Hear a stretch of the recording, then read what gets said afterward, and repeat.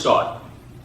Diane Stott, you have entered an Alford plea to one count of first-degree murder in the death of Mark Stott, one count of second-degree murder in the death of Sean Stott, and one count of first-degree assault in the poisoning of Sarah Stott. I don't care. Let them rot in hell. Ma'am, that's enough. He needed Diane or Rachel to tell him what happened in their own words.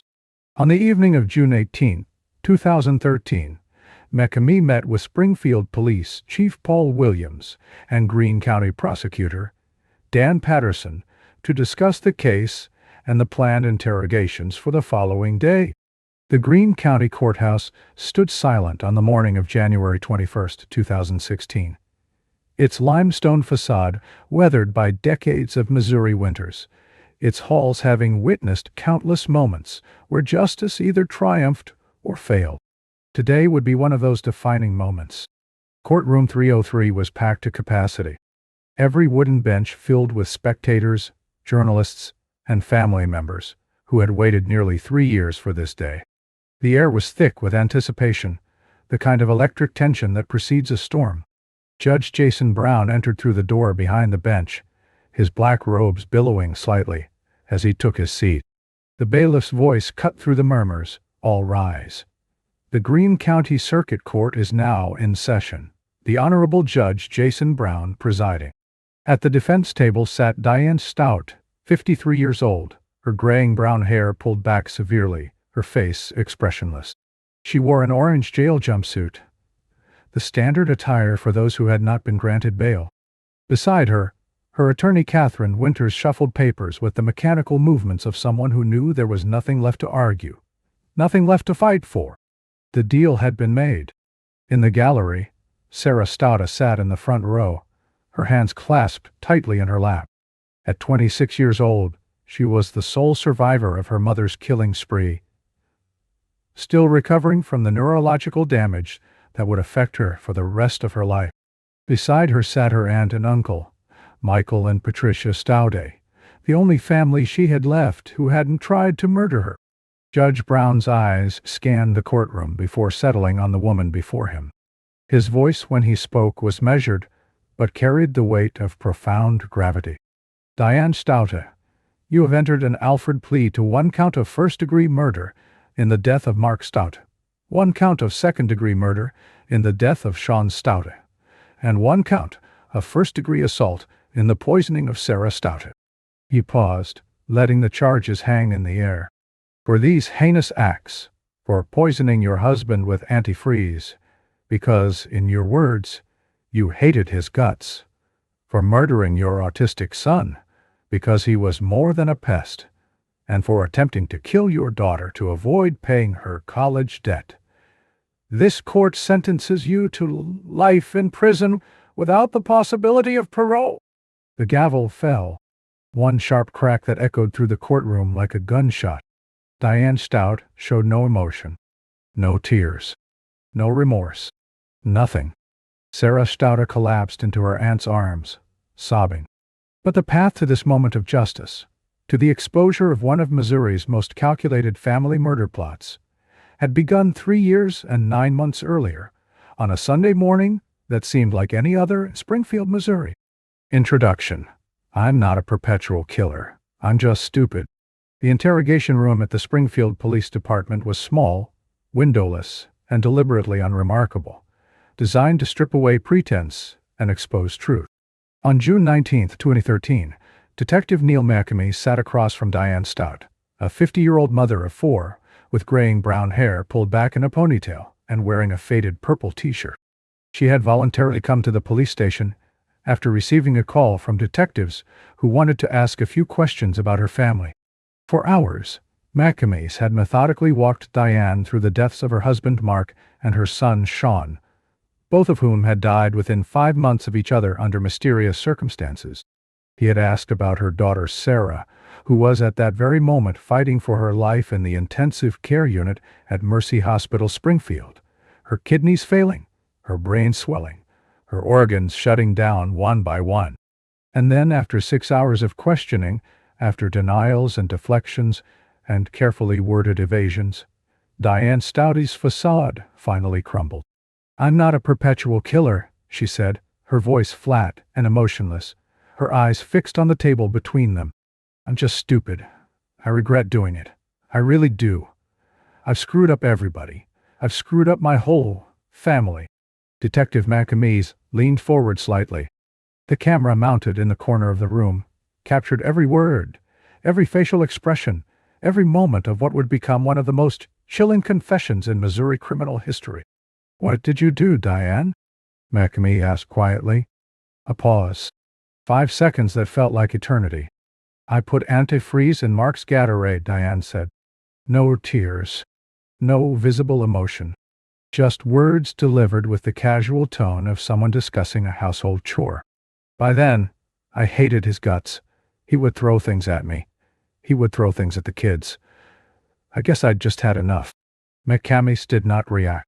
He had been a homicide detective for 18 years, had heard countless confessions, had interviewed murderers who showed more remorse for stepping on an ant than for taking a human life.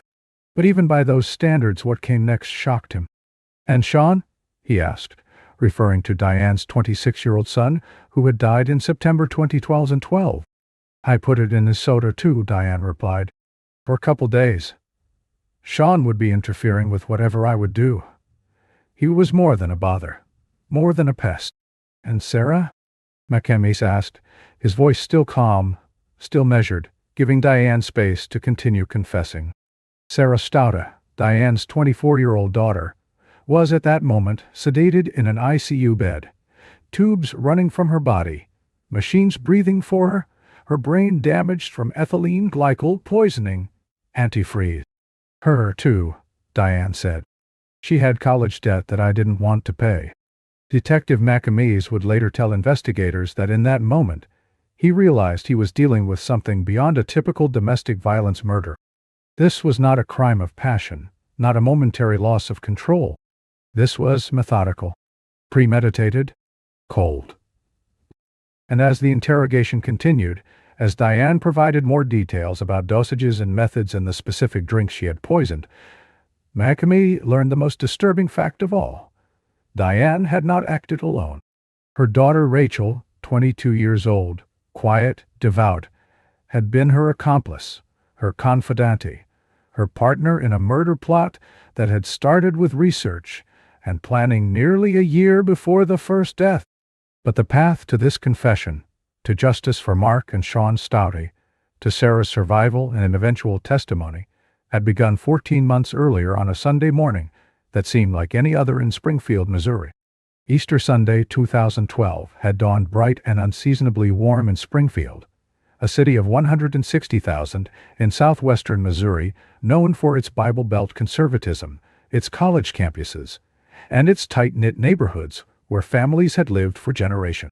The Staude family resided at 1631 North Golden Avenue, a modest single-story home with peeling white paint and a small front yard that had seen better days. Mark Staude, 61 years old, was a man whose life had been defined by music and struggle in equal measure.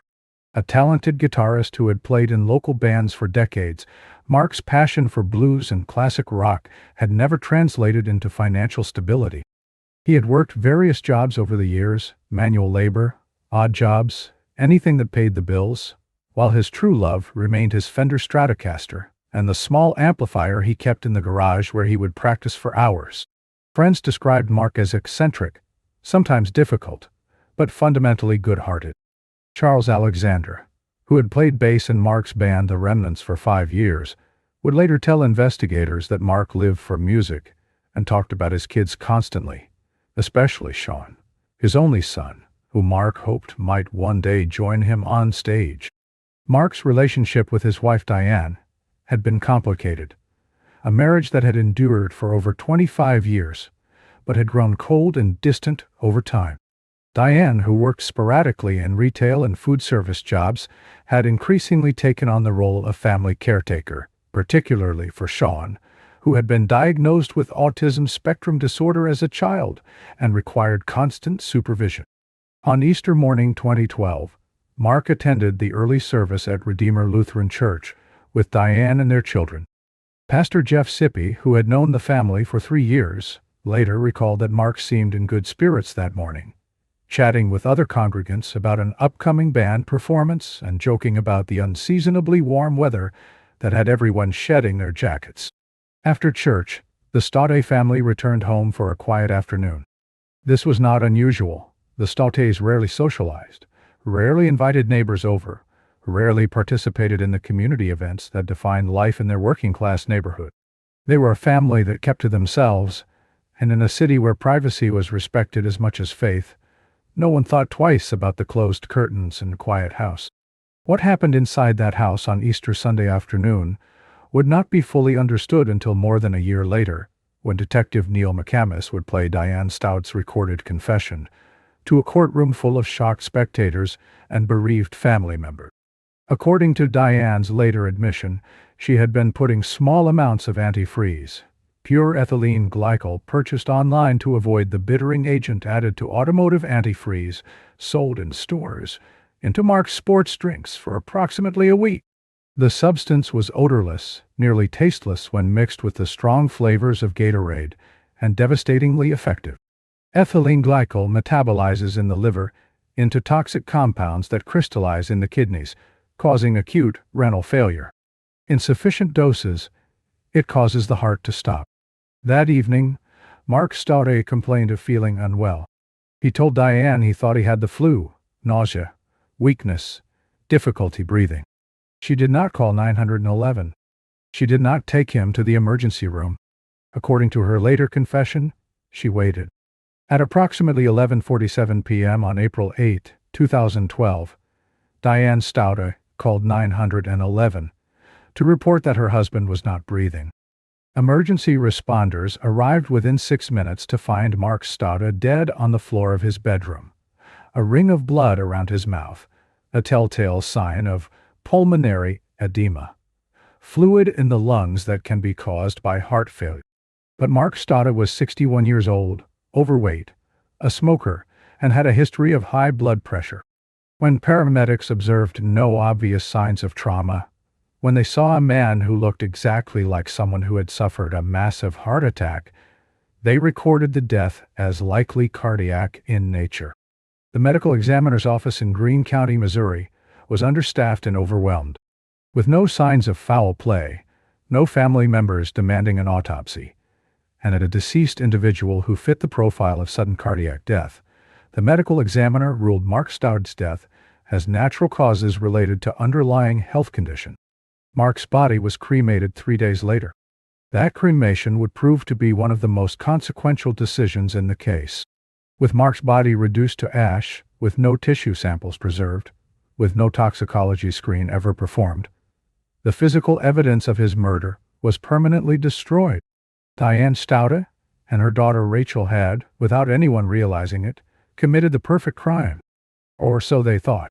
The funeral service for Mark Staude was held on April 13, 2012, at Redeemer Lutheran Church, the same sanctuary where Mark had attended Easter service just 5 days earlier. Approximately 40 people attended, friends from Mark's bands over the years, neighbors who had known the family in passing, and members of the church congregation who came to support Diane and her children through their grief. Pastor Jeff Sippy, a thoughtful man in his mid-40s, with a gentle demeanor and deep theological training, delivered a eulogy that focused on Mark's musical gifts and his love for his children. He noticed that Diane seemed composed, sad, certainly, but not devastated in the way he had seen other widows. She did not weep uncontrollably. She did not require physical support from family members. She sat stoically in the front pew, her daughter Rachel beside her, both dressed in dark clothing that seemed more perfunctory than grief-stricken. This observation would later trouble Pastor Sippy, though at the time he attributed it to shock or to Diane's naturally reserved personality. People grieved in different ways, he reminded himself. Who was he to judge the internal emotional state of a woman who had just lost her husband?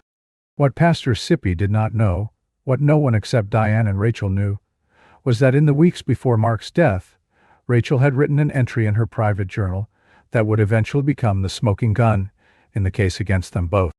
The entry, dated June 13, 2011, 10 months before Mark's death, read, "It's sad when I realized how my father will pass on in the next 2 months. Sean, my brother, will move on shortly after. It will be tough getting used to the changes, but everything will work out." Rachel had written this nearly a year before the murders actually occurred. The timeline was wrong. Mark lived 10 more months, not 2, but the prediction was chillingly accurate in its essence. Father would die. Then, brother.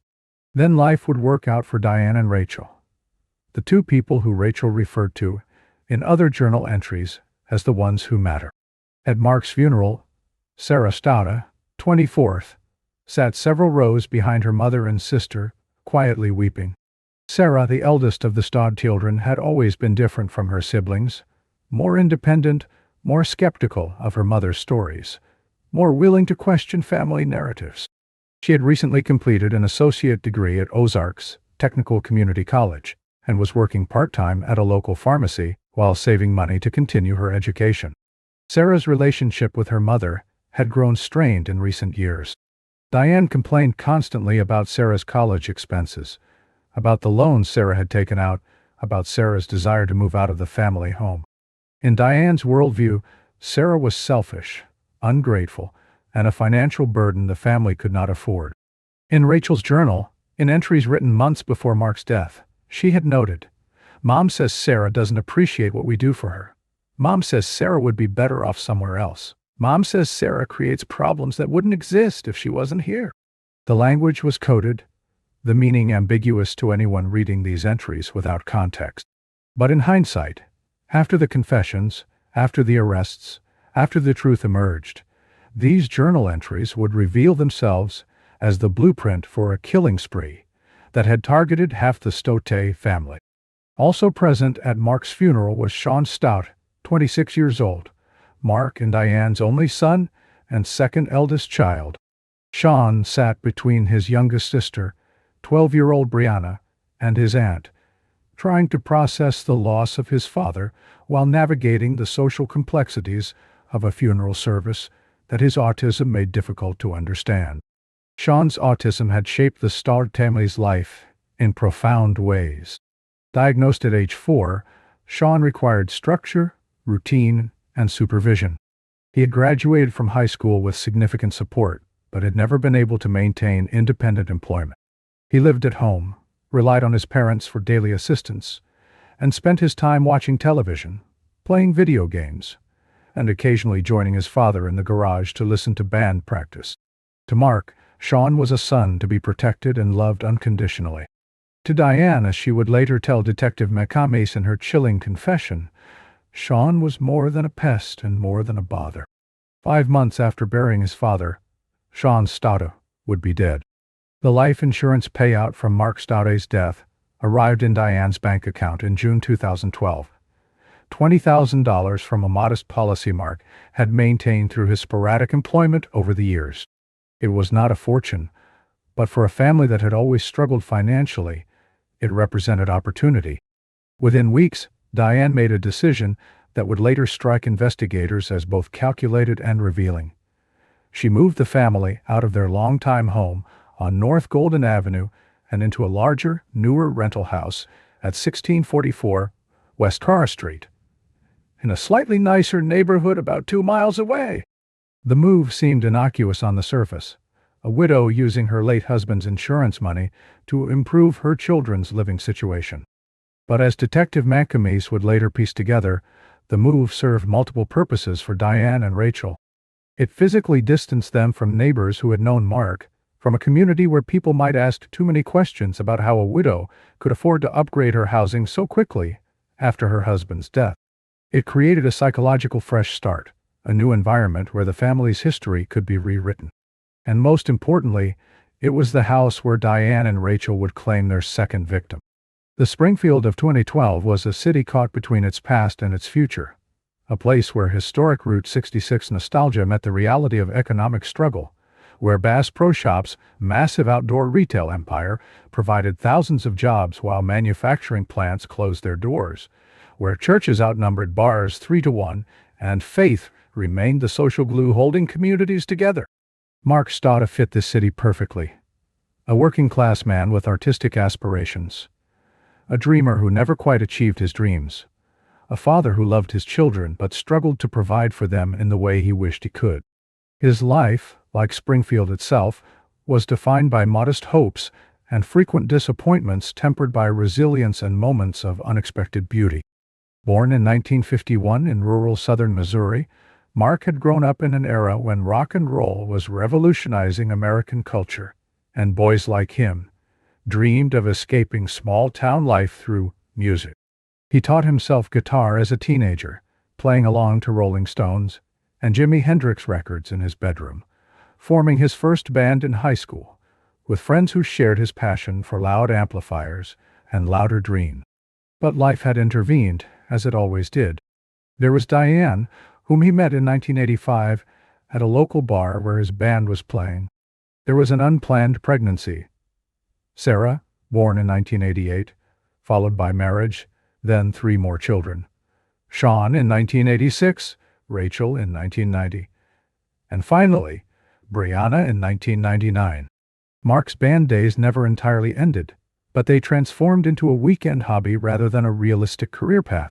He played local venues when he could, practiced in his garage, maintained friendships with other musicians who understood that their glory days, if they ever existed, were long behind them. Charles Alexander, Mark's friend and bandmate in the Remnants, remembered Mark as the guy who never gave up on the dream, but also never deluded himself about the reality. The band played dive bars and community festivals, split modest payouts 3 or 4 ways, and considered it a good night if they sold enough drink tickets to cover gas money. Mark loved playing, Alexander told Detective McCamey during the investigation. He'd get up there with his Stratocaster, and for 2 hours, he wasn't a struggling dad with a difficult family situation. He was a rock star. That guitar was his therapy. But therapy wasn't enough to save Mark's marriage. By 2012, Mark and Diane Stoudte's relationship had deteriorated into what family members would later describe as coexistence rather than partnership. They slept in separate bedrooms. They rarely spoke beyond logistical discussions about bills or Sean's care needs. When Mark got home from whatever odd job he was working, he would retreat to his garage, plug in his guitar, and lose himself in music for hours. Diane, meanwhile, had become consumed with caregiving responsibilities for Sean, whose autism required constant management. She also expressed increasing resentment toward Sarah, who was attending community college and taking out student loans, debt that Diane saw as an unfair burden on the family finances. Friends from Redeemer Lutheran Church later told investigators that Diane had changed significantly in the years before Mark's death. Where she had once been engaged in church activities and friendly with other congregation members, she had become withdrawn and bitter, complaining frequently about her life circumstances and about Mark specifically. She would talk about how hard her life was, said Christine Morrison, a church member who had known the Stoudtes for several years. How Mark didn't make enough money, how Sean was too much work, how Sarah was ungrateful. She had this martyred complex, I guess you'd call it. Like she was the only one suffering, the only one making sacrifices. Morrison recalled one particular conversation in early 2012, just weeks before Mark's death, when Diane had made a comment that only became sinister in hindsight. "We were talking about difficult marriages," Morrison said. "Several of us were laughing about our husbands' annoying habits, and Diane said completely deadpan, 'Sometimes I think about what it would be like if Mark just wasn't here anymore.' We all got quiet. She laughed it off like it was a joke, but the way she said it, there was no humor in her voice." This statement would later be entered into evidence during the pre-sentencing phase of Diane's case, demonstrating that she had been verbalizing thoughts about Mark's death months before she acted on them. But in April 2012, no one was looking for warning signs. No one suspected that beneath the surface of the Staudte family's quiet dysfunction, a murder plot was already in motion. The planning had begun, according to Rachel's later confession, in late 2011. Mother and daughter had begun discussing the problem of Dad in whispered, late-night conversations after the rest of the family had gone to bed. "Mom brought it up," Rachel told Detective McCamey in her June 2013 interrogation. "She said things would be better if Dad wasn't around, She said we were barely making ends meet, and that Dad's life insurance would help. She said he was making everyone miserable anyway. Rachel, then 21 years old and completely dependent on her mother both financially and emotionally, had not objected. In fact, according to her own admission, she had actively participated in researching methods. We looked up different things, Rachel said, her voice eerily calm in the interrogation recording. Suffocation. A cocktail of pills. We researched how to make it look natural. We read about things that don't show up in regular autopsy. They had settled on antifreeze, specifically pure ethylene glycol, ordered online, for several reasons that demonstrated a disturbing level of premeditation and research. First, ethylene glycol is nearly tasteless and odorless, making it easy to disguise in flavored beverages. Second, the symptoms of ethylene glycol poisoning mimic common illnesses like the flu or a heart attack, reducing suspicion. Third, automotive antifreeze sold in stores contains a bittering agent, denatonium benzoate, added specifically to prevent accidental ingestion. But pure ethylene glycol, ordered online for industrial or laboratory use, does not contain this additive. She wanted a specific tasteless one, Rachel told Detective McAmee, because in general you could put it in something, and you couldn't taste it. The antifreeze arrived at the Staude home in February 2012, approximately 2 months before Mark's death. Diane stored it in the garage, mixed in with other automotive supplies and household chemicals where it would not draw attention. For the next several weeks, according to Diane's confession, she began adding small amounts of ethylene glycol to Mark's drinks, particularly his Gatorade, which he drank regularly and which had a strong enough flavor to mask any subtle taste from the poison. The dosages were carefully calibrated. Too much at once would cause immediate, violent symptoms that would send Mark to the hospital where blood tests might reveal the poisoning. Too little would be ineffective. Diane aimed for a middle ground, enough to cause gradual organ damage, enough to weaken Mark's system, enough that when the final fatal dose was administered, his death would seem like the culmination of declining health rather than a sudden, suspicious event. Mark began feeling unwell in late March 2012. He complained to friends about fatigue, nausea, and difficulty concentrating, symptoms he attributed to stress and poor sleep. He told Charles Alexander during a band practice that he felt like he was coming down with something but that he planned to power through it. By early April, Mark's symptoms had worsened. He experienced severe headaches, blurred vision, and pain in his lower back, classic symptoms of kidney stress caused by ethylene glycol metabolites forming crystals in his renal system. On Easter Sunday, April 8, 2012, Mark attended church with his family. Pastor Jeff Sippy later recalled that Mark looked tired but seemed in good enough spirits. After the service, Mark chatted briefly with other congregation members about an upcoming band performance scheduled for the following weekend. He would never make it to that performance. The Stott family returned home from church around 1:30 p.m. According to Diane's later statements to police, Mark went to lie down in his bedroom, complaining of a severe headache and nausea. Rachel later told investigators that she and her mother made no effort to check on him for several hours. Mom said to leave him alone, Rachel recalled. She said he was just being dramatic like always. By evening, Mark's condition had deteriorated significantly. Family members who were in the house later provided conflicting accounts of what happened next, but the general timeline established by police investigation revealed that Mark was in severe distress by approximately 10 p.m. Sarah Staude, who was home that evening, later told investigators that she heard her father making strange noises around 10:30 p.m.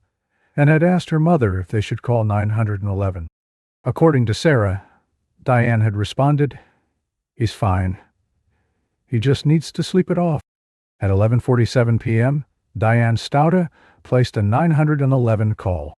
The emergency recording, which was later played in court proceedings, captured Diane's voice, calm, measured, without the panic typically heard in such calls. 911 operator, 911. What's your emergency? Diane Staude, my husband isn't breathing. I think he's dead. Operator, is he conscious? Is he breathing at all? Diane. No, I came in to check on him and he's not breathing. Operator. I'm sending emergency services now. Can you check for a pulse? Diane. Pause. No pulse. Operator. Okay. I need you to start CPR if you can. I'll walk you through it. Diane. I don't think that will help. He's been like this for a while. The 911 operator, trained to recognize unusual statements, made a note in the call log. Caller extremely calm.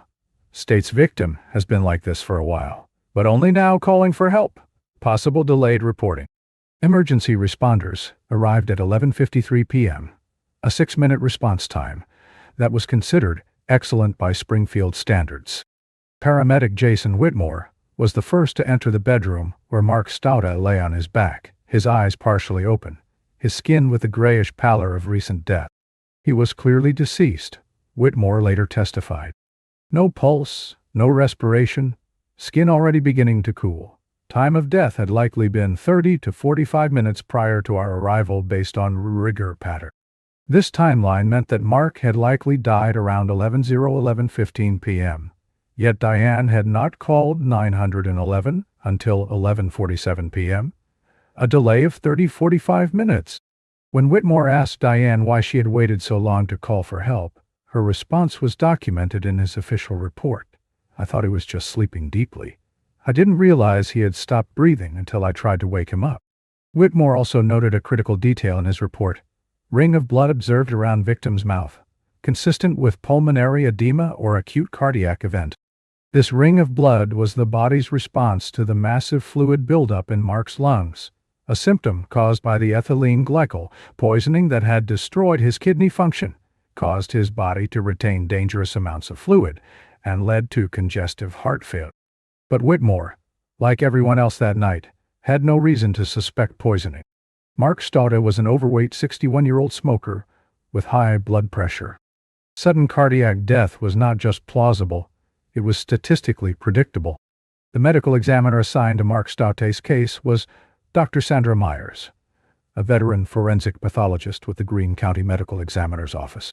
Dr. Myers reviewed the paramedic reports, the 911 call transcription, and Mark's basic medical history. Based on this review, and given that the family was not requesting a full autopsy, Dr. Myers made a determination that would later haunt her professional conscience. She ruled Mark Stauda's death as natural causes related to cardiac arrest secondary to underlying health conditions. No autopsy was performed. No toxicology screen was ordered. No tissue samples were preserved for future testing. On April 11, 2012, just 3 days after his death, Mark Stauda's body was cremated at Springfield Memorial Gardens. His ashes were later scattered in Table Rock Lake, a place he had loved and where he had often talked about retiring someday to fish and play his guitar in peace. With Mark's body reduced to ash, with no preserved biological evidence, the physical proof of his murder was permanently destroyed. Diane Stauda had gotten away with it, and the life insurance check for $20,000 was on its way. In the weeks following Mark's death, the Stauda family settled into a new normal defined by his absence. For Sarah and Brianna, the loss was genuine and painful. A father who, despite his flaws, had loved them and tried his best. For Sean, whose autism made processing abstract concepts like death particularly difficult, the loss manifested in confusion and regression behaviors that required even more attention from his caregivers. But for Diane and Rachel, Mark's death represented something else entirely: success. They had planned a murder, executed it without detection, and were about to reap the financial reward. In Rachel's journal, an entry dated April 15, 2012, 1 week after Mark's death, read simply, Phase 1 complete. Everything is proceeding as expected. The $20,000 life insurance payout arrived in early June 2012. By the end of that month, Diane had signed a lease for the house on West Kerr Street and was preparing to move the family to their new home. Friends from church remarked on how quickly Diane seemed to be moving on from her grief. Some attributed it to resilience. Others whispered about it being inappropriate. None suspected the truth. that Diane had never grieved at all because she had been Mark's killer. On July 2, 2012, exactly 85 days after Mark's death, the Stout family moved into their new home. It was a modest upgrade, 3 bedrooms instead of 2, a larger kitchen, a backyard with a small patio. By Springfield standards, it was a step up for a family that had always lived paycheck to paycheck. What no one realized was that this new house would become the scene of the next crime. Because Diane Stouta and her daughter Rachel were not finished killing. Sean Aaron Stouta was born on November 3, 1986, into a world that would never quite make sense to him. His parents, Mark and Diane, first noticed something was different when Sean was 2 years old and still hadn't spoken his first word. By age 4, after months of evaluations, specialists, and conflicting opinions, Sean received a diagnosis that would define the trajectory of his life: autism spectrum disorder. In the late 1980s and early 1990s, public understanding of autism was limited at best and filled with misconceptions at worst. The Stoutas navigated a confusing landscape of therapies, special education services, and well-meaning but often unhelpful advice from family members who insisted Sean would grow out of it, or that he just needed more discipline. Mark Stouta, to his credit, never wavered in his love and acceptance of his son.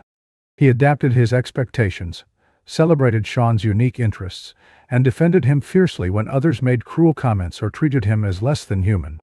Charles Alexander, Mark's bandmate, recalled numerous instances when Mark would bring Sean to practices and include him in the musical experience. Sean would sit in the corner with his hands over his ears at first.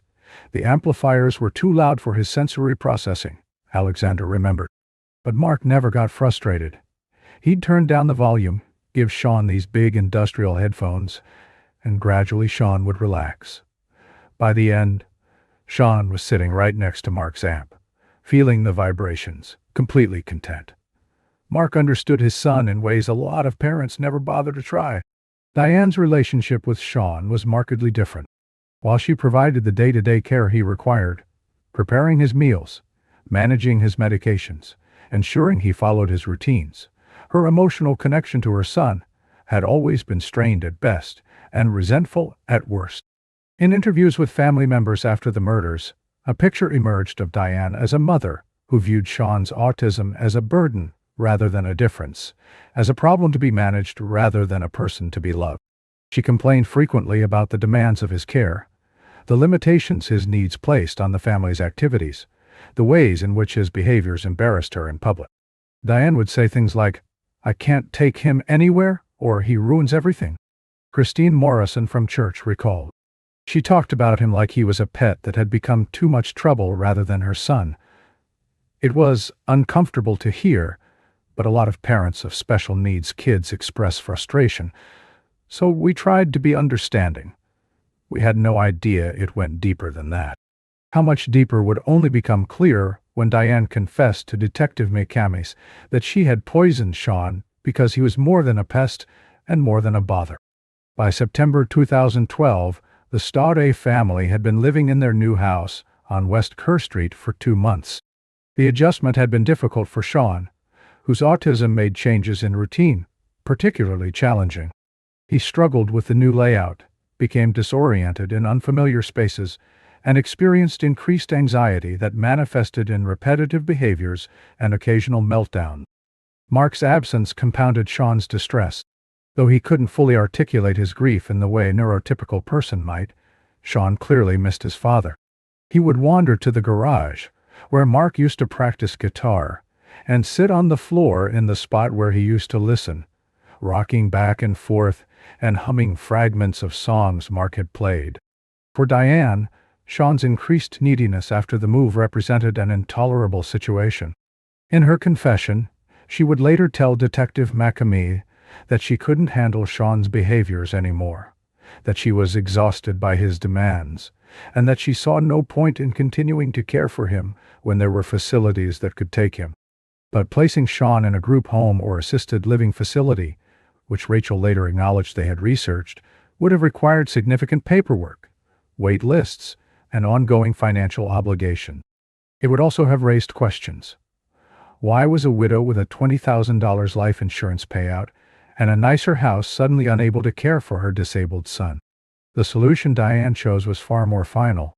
According to both Diane and Rachel's confessions, the decision to kill Sean was made in late August 2012 time. Unlike Mark's murder, which had been planned for months, Sean's killing was decided relatively quickly, a matter of weeks rather than nearly a year. Mom said Sean had to go next, Rachel told Detective McCamey. She said we couldn't move forward with our plans if we had to keep taking care of him. She said it would be easier than Dad because people would think it ran in the family, like a genetic heart thing. This statement revealed the chilling calculation behind Diane's thinking. She was banking on medical examiners seeing a pattern of sudden cardiac deaths in the family and attributing Sean's death to the same natural causes that had supposedly killed Mark. In a family with no history of genetic cardiac conditions, this assumption was absurd. But as Diane correctly anticipated, an overworked medical examiner's office would take the path of least resistance. The method was identical to Mark's murder. Diane began adding ethylene glycol, the same antifreeze she had purchased for Mark's killing, to Sean's beverages. Sean, who had specific drink preferences due to his autism, drank only Coca-Cola and only from a specific brand of disposable cups that Diane kept stocked for him. This routine made him an easy target.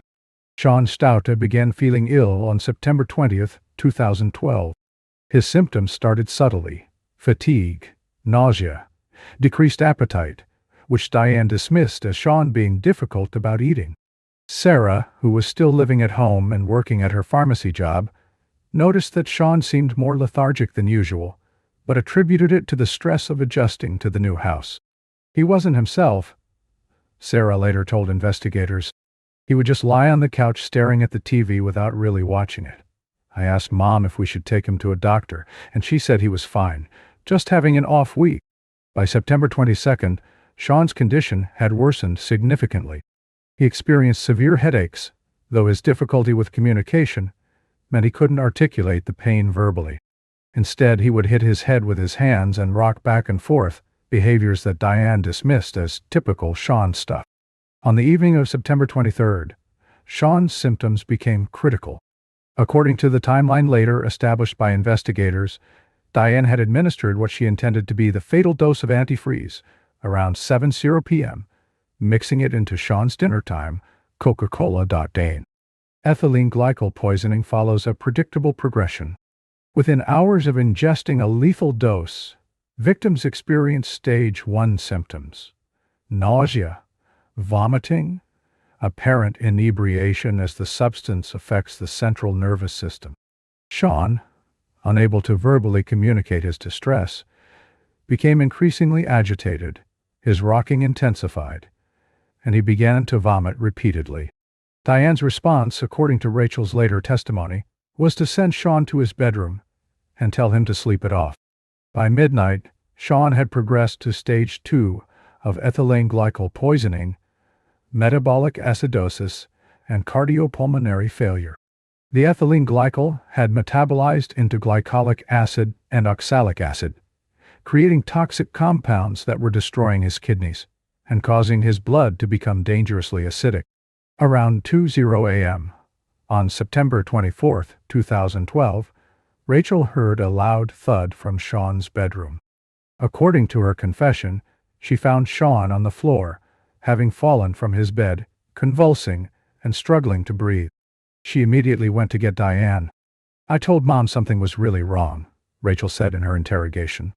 She came to Sean's room, looked at him for a minute, and then said, "It's too late now anyway. We just have to wait."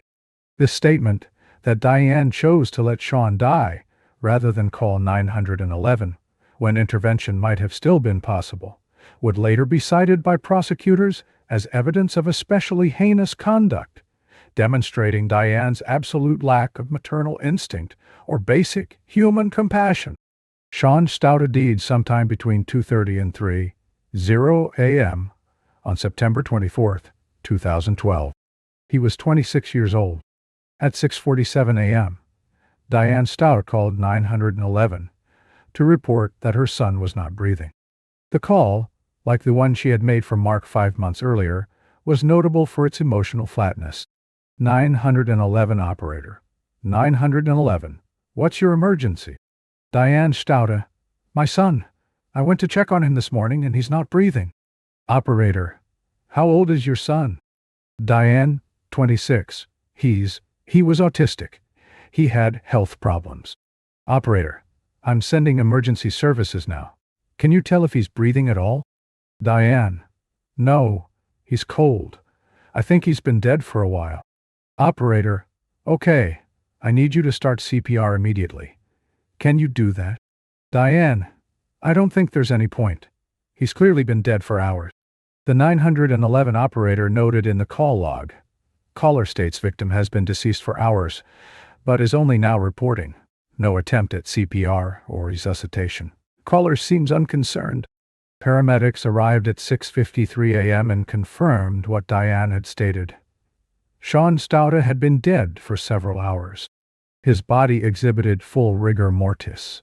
His skin had the mottled appearance of livor mortis, and just like Mark, there was a ring of blood around his mouth, indicating pulmonary edema.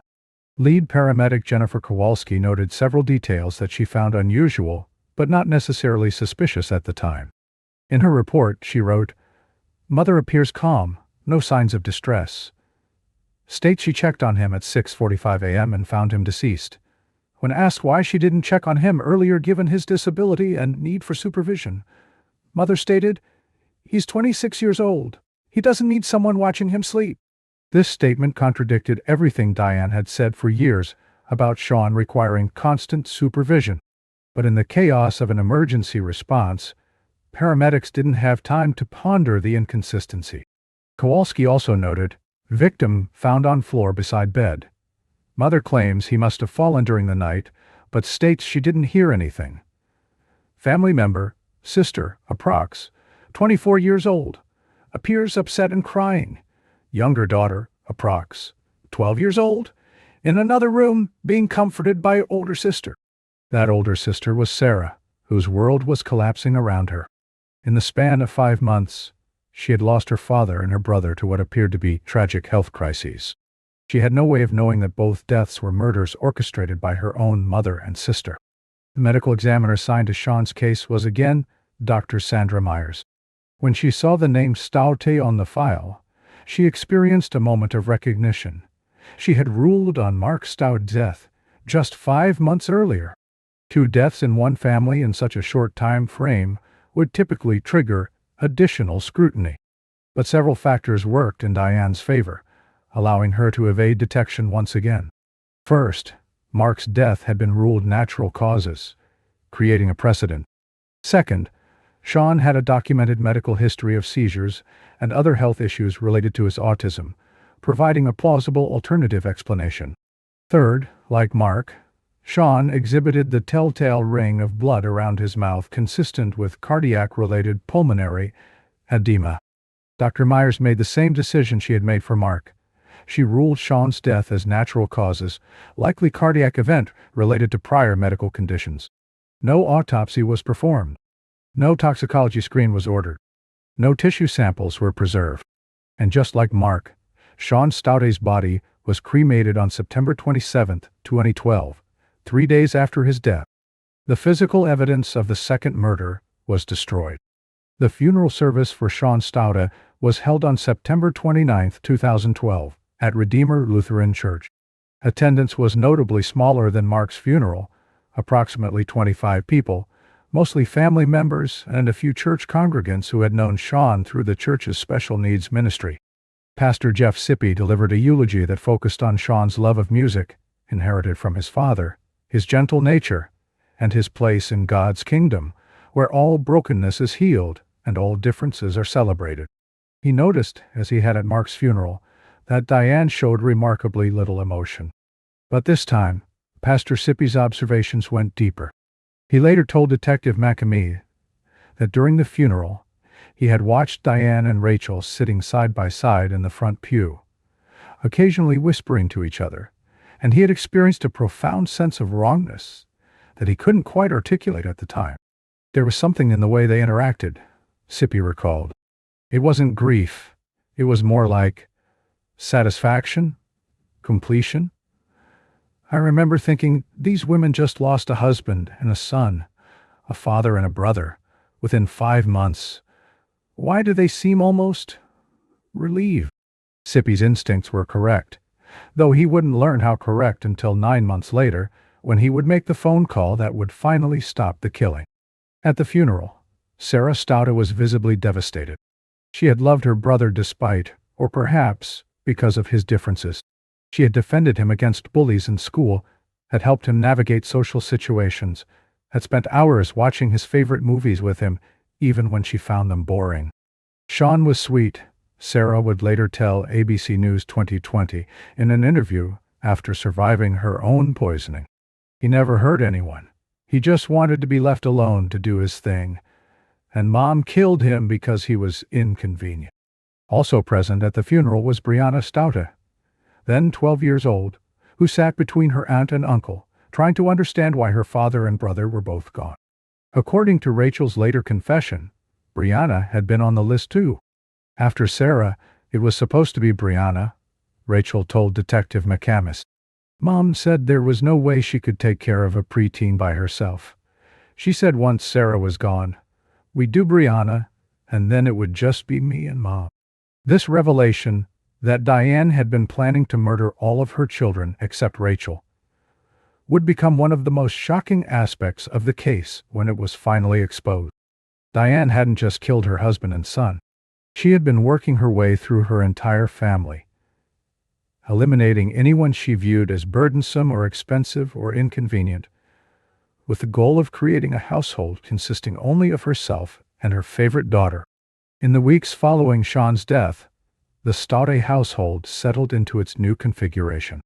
With Mark and Sean gone, only 4 remained: Diane, Rachel, Sarah, and Brianna. Diane received no life insurance payout for Sean.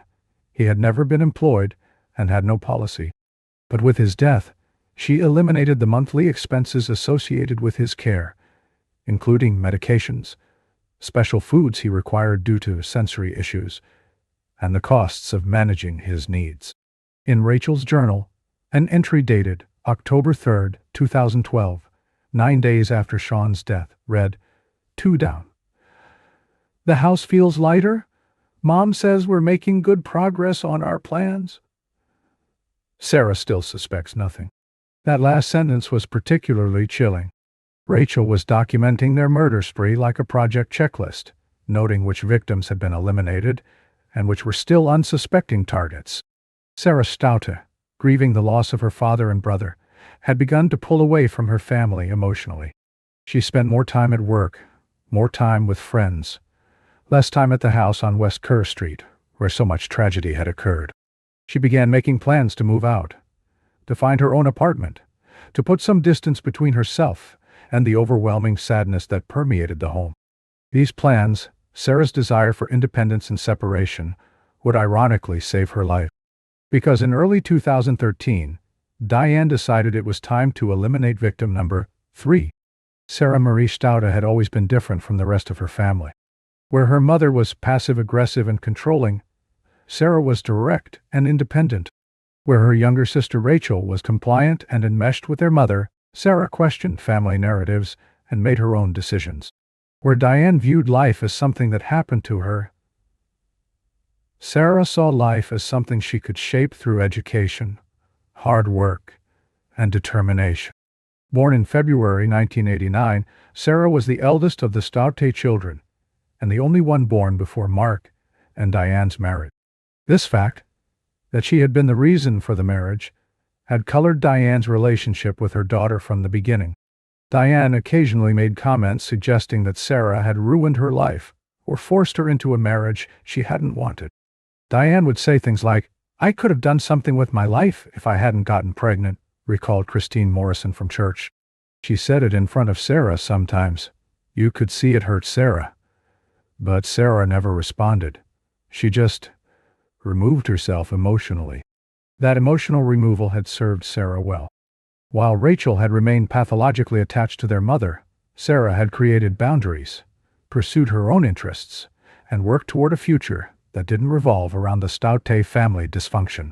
By early 2013, Sarah was 24 years old and working as a pharmacy technician at a local Walgreens while taking night classes at Ozarks Technical Community College. She had dreams of becoming a pharmacist, dreams that required student loans and years of additional education, financial commitments that Diane viewed as both unrealistic and burdensome. "Why do you need more school?" Diane had asked Sarah repeatedly. "You already have a job. Why go into more debt?" Sarah's response was always the same: "Because I want more than this." That desire for more made her a target. According to both Diane and Rachel's confessions, the decision to poison Sarah was made in March 2013, approximately 6 months after Sean's death. Unlike the first two murders, which had been motivated by a combination of financial gain, Mark, and caregiving burden, Sean, Sarah's attempted murder was driven by a more disturbing rationale. Diane simply didn't want to pay Sarah's college debt. "Mom said Sarah's loans were in our name as co-signers," Rachel told Detective McAmis. "She said if something happened to Sarah, the loans would be forgiven and we wouldn't have to pay them back." This understanding of student loan forgiveness was partially correct, but deeply flawed. Federal student loans are discharged upon the borrower's death, but private loans often require co-signers to continue payments. Nevertheless, Diane's belief that killing Sarah would eliminate the debt became her primary motivation for attempted murder number 3. There was also, according to Rachel's testimony, a more personal element to Diane's desire to kill Sarah. "Mom said Sarah was ungrateful," Rachel recalled. "She said Sarah acted like she was better than us, like she didn't need the family. Mom said Sarah judged her for not having ambition, for being just a mom. She resented that Sarah wanted things she couldn't have." This psychological motivation, maternal resentment of a daughter's independence and ambition, revealed the depth of Diane's narcissistic pathology. Sarah wasn't just a financial burden. She was a mirror reflecting Diane's own failures and limitations, and Diane couldn't tolerate it. The plan to kill Sarah faced one significant challenge that hadn't existed with Mark and Sean. Sarah was rarely home. She worked full-time, attended classes 2 evenings per week, and spent weekends with friends or her boyfriend. She typically only slept at the house on West Kerr Street, leaving early in the morning and returning late at night. This schedule made it difficult for Diane to poison Sarah's drinks without raising suspicion. Unlike Mark and Sean, who consumed beverages throughout the day at home, Sarah usually brought her own drinks with her when she left for work and only drank at home immediately before bed. According to Diane's confession, she began adding ethylene glycol to a gallon jug of sweet tea that Sarah kept in the refrigerator and drank from nightly. The method was risky. Other family members might drink from the same container, but Diane calculated that Sarah drank more of it than anyone else and would be the primary victim. Sarah began feeling ill in late May 2013. The symptoms started subtly. Sarah experienced persistent nausea, fatigue, and difficulty concentrating at work, symptoms she initially attributed to stress from her classes and job. She mentioned to her boyfriend that she felt like she was coming down with the flu, but couldn't afford to take time off work. By early June, Sarah's symptoms had intensified. She experienced severe headaches, blurred vision, and episodes of confusion where she would forget where she was or what she was doing. Her supervisor at Walgreens noticed Sarah's declining performance and recommended she see a doctor. "I'm fine," Sarah insisted. "I just need to get more sleep." But Sarah wasn't fine. The ethylene glycol that Diane had been systematically adding to her daughter's tea for nearly 2 weeks was destroying Sarah's kidneys, damaging her brain, and pushing her body toward organ failure. On June 13, 2013, Sarah woke up unable to stand. Her legs wouldn't support her weight, her vision was severely impaired, and she was vomiting uncontrollably. She managed to call out for help, and Brianna, her 12-year-old sister, found her on the bathroom floor. "Mom!" Brianna screamed. "Something's wrong with Sarah." Diane's response, according to later testimony, was telling. Rather than immediately calling 911, Diane stood in the bathroom doorway, assessing the situation. Rachel later told investigators that Diane's first statement was, "I don't want another one to die in the house." This comment, revealing that Diane was thinking about the smell and cleanup of Sarah's death rather than her daughter's medical emergency, demonstrated the complete absence of maternal instinct or empathy. After approximately 10 minutes, during which Sarah's condition continued to deteriorate, Diane made a calculation. If Sarah died at home, it would be the third death in the same family within 15 months. Even the most overworked medical examiner might find that pattern suspicious. But if Sarah died in a hospital after doctors had tried and failed to save her, her death would be attributed to whatever diagnosis the hospital provided. At 9:23 a.m. on June 13, 2013, Diane and Rachel loaded Sarah into their car and drove her to Mercy Hospital Springfield. The emergency department at Mercy Hospital Springfield was experiencing a typical busy morning when Diane Staude and her daughter Rachel arrived with Sarah, who was barely conscious and in severe distress. Triage nurse Amanda Rodriguez later testified about her initial assessment of Sarah Staude. The patient presented with altered mental status, severe nausea and vomiting, signs of dehydration, and reported visual disturbances, Rodriguez stated in her medical report. Patient's mother stated symptoms had begun a day or two ago, and she thought it was the flu. Sarah was immediately taken to an examination room where Dr. Michael Chen, an emergency medicine physician with 12 years of experience, began his assessment. What he found alarmed him. The patient's vital signs were extremely concerning, Dr. Chen later testified. Blood pressure was critically low. Heart rate was elevated. Respiratory rate was abnormal. When I performed a neurological exam, I found significant deficits. The patient was confused, unable to answer basic orientation questions, exhibiting signs of acute encephalopathy. Dr. Chen ordered a comprehensive metabolic panel, complete blood count, and urinalysis. When the results came back approximately 45 minutes later, they revealed a medical crisis. The patient's kidney function was severely compromised, Dr. Chen explained. Creatinine levels were off the charts. Normal range is 0.6 to 1.2. Hers was 8.4. Blood urea nitrogen was 94, normal is 7 to 20. She was in acute renal failure. Sarah was immediately admitted to the intensive care unit. As doctors worked to stabilize her, they struggled to identify the cause of her sudden organ failure. She was only 24 years old, had no history of kidney disease, and by all accounts had been healthy until recently ran through the differential diagnosis, Dr. Chen recalled. Autoimmune conditions, infections, acute tubular necrosis, drug toxicity. Nothing quite fit the presentation. It was Dr. Rebecca Winters, a nephrologist, kidney specialist, called in to consult on Sarah's case, who first raised the possibility that would crack the case wide open. "I reviewed the patient's labs and something caught my attention," Dr. Winters later testified. There were crystals in her urine, calcium oxalate crystals in a very specific formation. This can be seen in ethylene glycol poisoning. Ethylene glycol, the active ingredient in antifreeze, metabolizes in the body into oxalic acid, which combines with calcium to form calcium oxalate crystal. These crystals accumulate in the kidneys, causing acute kidney damage and failure. They're also deposited in other tissues, including the brain, causing the neurological symptoms Sarah was experiencing. Dr. Winters ordered a specific test, an ethylene glycol level. While doctors worked to save Sarah's life, Diane and Rachel sat in the ICU waiting room. Their behavior during this period would later be described by hospital staff as bizarre and inappropriate.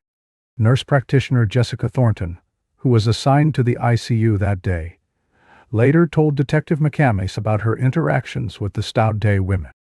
"I came out to update the family on Sarah's condition. She was critical, on dialysis. The prognosis was uncertain," Thornton recalled. The mother and sister were sitting there and the mother was laughing. She was talking about a vacation they were planning to Florida. When I told them how serious Sarah's condition was, the mother said, "Well, we've been through this before. These things happen." Thornton found the statement odd enough to document it in her nursing notes. "These things happen" seem like a strange way to describe your daughter's organ failure when she's 24 years old with no prior health problems. Thornton said. Another nurse, Michael Rodriguez, reported an even more disturbing interaction. I overheard the younger daughter, Rachel, say to her mother, "Do you think she's going to make it?" And the mother responded, "Probably not. We should start making arrangements." This was before we had even stabilized the patient. Most families are hoping, praying, desperate for good news. These two were already planning the funeral. Rodriguez reported these comments to the charge nurse, who documented them and filed them with hospital social services, noting family dynamics appear abnormal and concerning. On June 15, 2013, 2 days after Sarah's admission, the ethylene glycol test results came back positive. Sarah's blood ethylene glycol level was 47 mg/dL. Anything above 20 mg/dL is considered toxic. Levels above 50 mg/dL are usually fatal without immediate treatment. Dr. Winters immediately contacted the hospital's toxicology team and began treatment with fomepizole, an antidote that blocks the metabolism of ethylene glycol, preventing it from converting into toxic metabolites. Sarah was also continued on dialysis to remove the poison from her bloodstream. The positive ethylene glycol test changed everything. This was no longer a mysterious medical crisis. This was poisoning. Dr. Winters was legally obligated to report it to law enforcement. At 2:47 p.m. on June 15, 2013, Dr. Winters called the Springfield Police Department to report a suspected poisoning case. The call was routed to Detective Neil McCamey. Detective Neil McCamey had been with the Springfield Police Department for 18 years, the last 8 in the Homicide and Violent Crimes Unit. He was known among his colleagues as thorough, patient, and particularly skilled at identifying patterns that others might miss. When Dr. Winters explained Sarah Staute's case, a 24-year-old woman with no history of mental illness or substance abuse who had somehow ingested a potentially fatal dose of antifreeze, McCamus's first questions were standard for poisoning investigation. Could it have been accidental? He asked. Could she have ingested it thinking it was something else? Highly unlikely, Dr. Winters responded. Ethylene glycol has a very sweet taste. That's why pets drink it accidentally. But to ingest enough to reach these levels, she would have had to drink a significant quantity. And modern automotive antifreeze has a bittering agent added specifically to prevent accidental ingestion. For someone to reach this level of toxicity, they would either need to intentionally drink pure ethylene glycol, which would be... Is suicide possible in this case? McCamey asked. The patient's family and boyfriend all state she had no mental health issues, no suicidal ideation, was planning for her future, Dr. Winters said. And here's the really concerning part. Her mother seems completely unconcerned. When we told her that Sarah had been poisoned, her reaction was, well, maybe she got into something at work. No shock, no distress, no questions about how this could have happened. That statement triggered something in McCamey's investigative instincts. He asked Dr. Winters for the patient's full name and date of birth so he could run a background check and see if there were any relevant police reports or prior incidents involving the family. When Dr. Winters provided the information, McCamey typed the name into the police database. Sarah Staute, born February 1989, address 1644 West Kerr Street. The system flagged 2 previous incident reports associated with that address: a death investigation for Mark Staute in April 2012, and another death investigation for Sean Staute in September 2012. McCamey felt his pulse quicken. 2 deaths at the same address within 5 months, both ruled natural causes. Now a 3rd family member fighting for her life from antifreeze poisoning. Dr. Winters, McCamey said carefully, you need to keep that family away from the patient. Don't let them in her room unsupervised. And I need to see the patient's medical records and speak with her as soon as she's stable enough to talk. Detective McCamey immediately began pulling the death investigation files for Mark and Sean Staute. As he reviewed the reports, the similarities became impossible to ignore. Both had died suddenly with minimal warning. Both had exhibited a ring of blood around their mouths, consistent with pulmonary edema, but also consistent with antifreeze poisoning. Both had been found by Diane Staute after being dead for hours. Both deaths had been reported with unusual delays. 45 minutes for Mark, several hours for Sean D. And both times, Diane Staude had been remarkably calm and unemotional. Most damning, both bodies had been cremated within days of death, eliminating any possibility of performing toxicology tests that would have revealed ethylene glycol poisoning. McCammys called the medical examiner's office and spoke with Dr. Sandra Myers, who had ruled on both deaths. Dr. Myers, this is Detective McCammy with SPD. I'm calling about 2 death investigations you handled, Mark Stout in April 2012 and Sean Staude in September 2012. There was a pause. Yes, I remember those cases. Father and son, both cardiac-related deaths, if I recall correctly. Did you order toxicology screens on either case? No, Dr. Myers said. Neither case showed signs of foul play. Both decedents had plausible medical explanations for sudden cardiac death. And the family wasn't requesting autopsies. With our backlog and limited resources, we don't perform full autopsies and tox screens on every natural death. What if I told you that a third member of that same family is currently in the ICU at Mercy Hospital with confirmed ethylene glycol poisoning? McCamey said. The silence on the other end of the line lasted several seconds. Oh my God, Dr. Myers finally said, her voice barely a whisper. We missed it. We missed 2 murders. With Sarah Staude unable to be interviewed due to her critical condition, McCammys focused on gathering information from other sources. He interviewed Sarah's boyfriend, her co-workers at Walgreens, her classmates, and her extended family members. The picture that emerged was consistent. Sarah was happy, ambitious, and had everything to live for. Suicide was implausible. He also interviewed hospital staff about Diane and Rachel's behavior, documenting the unusual comments and lack of appropriate emotional response. The more McCammys learned, the more convinced he became that Sarah had been deliberately poisoned, and that her mother and sister were the most likely perpetrator. But McCamey needed more than suspicion. He needed evidence. And with Mark and Sean's bodies cremated, the only evidence available was Sarah herself, and she was still unconscious, still on dialysis, still fighting for her life. On June 17, 2013, McCamey made a decision that would ultimately break the case. He would contact Diane and Rachel Stout directly and invite them to come to the police station to answer some questions about Sarah's poisoning and the prior deaths of Mark and Sean. It was a calculated risk. If they refused or immediately lawyered up, the investigation would become more difficult. But McCamey was betting on something he had observed in his years as a detective. Killers who believe they've gotten away with their crimes often can't resist the opportunity to explain themselves, to be clever, to demonstrate how they outsmarted everyone. He was right. When McCammys called Diane on the afternoon of June 18, 2013, and asked if she and Rachel would be willing to come to the station the next day to help with the investigation into Sarah's poisoning, Diane agreed immediately. Of course, Diane said. We want to help figure out what happened to Sarah. We're worried sick about her.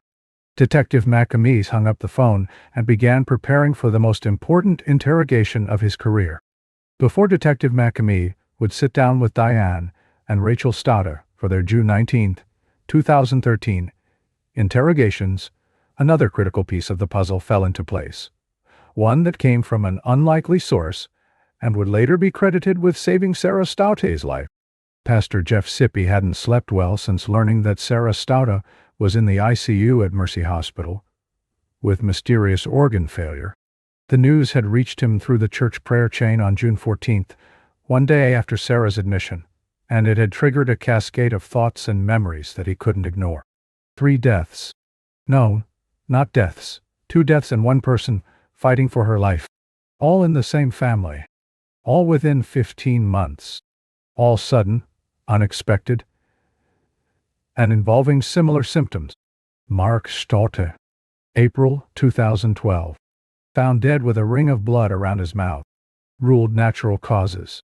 Body cremated within days. Sean Staude, September 2012. Found dead with a ring of blood around his mouth. Ruled natural causes. Body cremated within days. Sarah Stoute, June 2013. In ICU with organ failure, doctors unable to identify the cause. Pastor Sippy was not a detective, had no training in forensic pathology, and would be the first to admit that most of his knowledge of criminal investigation came from watching Law and Order rerun. But he was an intelligent man with a doctorate in theology who had spent 20 years counseling parishioners and had developed what he called spiritual discernment, the ability to sense when something was deeply wrong, even if he couldn't logically explain why. And everything about the Stoute family tragedies felt deeply wrong. It wasn't just the number of deaths or their proximity. It was the pattern of behavior he had observed from Diane and Rachel Stoute at both funerals. The lack of genuine grief. The whispered conversations that seemed more like planning sessions than expressions of sorrow. The way they had isolated themselves from other family members at the services. The strange comments Diane had made over the years about her family being burdens. Sippy had dismissed his concerns after Mark's funeral, attributing his unease to judging someone's grief expression, something he knew was both unfair and unhelpful. He had felt the same discomfort at Sean's funeral, but had again pushed it aside, telling himself he was being overly suspicious. But now Sarah was fighting for her life, and Sippy couldn't dismiss his instincts anymore. On the evening of June 17, 2013, Pastor Sippy sat at his kitchen table with his wife Margaret, discussing whether he should contact the police with his concern. "What would you even say?" Margaret asked gently. "That you have a bad feeling, that someone seemed too calm at a funeral." "I would say that I'm a pastor who has presided over hundreds of funerals in my career," Sippy responded. "I've seen every type of grief response imaginable: shock, denial, anger, numbness, even inappropriate laughter from people overwhelmed by emotion. But I have never, not once, seen what I saw from Diane and Rachel Stoute. That wasn't grief. That wasn't grief. That was something else." "What if you're wrong?" Margaret asked. "What if they're just people who process loss differently? You'd be reporting your own parishioners to the police based on intuition." Sippy considered this. The thought of being wrong, of falsely accusing someone, of violating the trust that came with his pastoral role, was deeply troubling. But the alternative, remaining silent while a third member of the Stoute family died, was unthinkable. "I've never had two family members die in the same type of situations ever," Sippy said, more to himself than to his wife. "Not in 20 years of ministry, not with these circumstances. I believe these were circumstances that needed to be investigated." The next morning, June 18, 2013, Pastor Jeff Sippy called the Springfield Police Department. The call came into the police department's main line at 9:47 a.m. The dispatcher who took the call noted in the log, "Anonymous caller, male, states he has information about possible foul play in the Stoute family deaths. Caller requests to remain anonymous. Routing to Detective Division." The call was forwarded to Detective Neil McAmey, who was at his desk reviewing the Stoute case files and preparing for the next day's interviews with Diane and Rachel. "This is Detective McAmey," he answered. "Detective, I'm calling to report information about a family in Springfield." Sippy began. He had decided to initially withhold his identity, uncertain whether his position as the family's pastor would strengthen or weaken his credibility. "I'm a pastor, and I have a family in my congregation who has experienced 2 deaths in a short period of time, and now has another family member in ICU." McAmey immediately recognized which family the caller was referring to. There was only one case meeting those criteria. "Are you talking about the Stoute family?" McAmey asked. "Yes," Sippy confirmed. Mark Stoute died in April of last year. His son Sean died in September.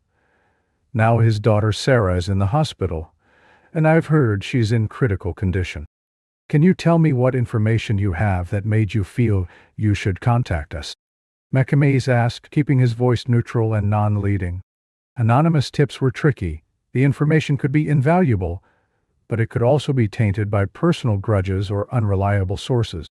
"I perform the funeral services for both Mark and Sean," Sippy explained.